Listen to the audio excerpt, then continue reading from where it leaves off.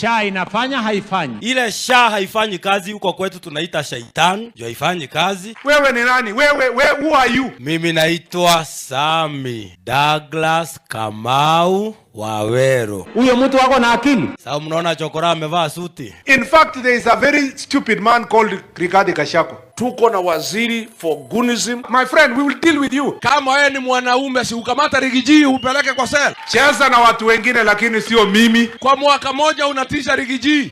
Utatuona.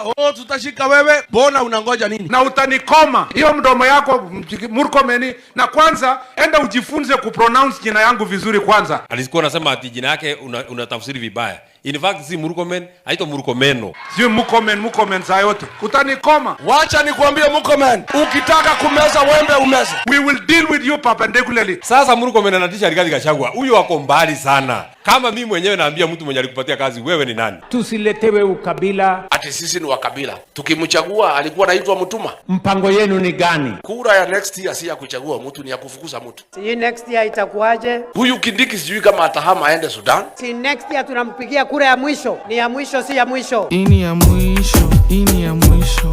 Mimi sijaanza campaign. Wacha niwapatie hawa jamaa waendelee kidogo kidogo. When he comes to Meru, the following day ninarudi. Akienda Embu ninamfuata. Mimi nikienda Western narudi Ukambani. Nikienda Central narudi Ukambani. Nikienda pale Coast narudi Ukambani.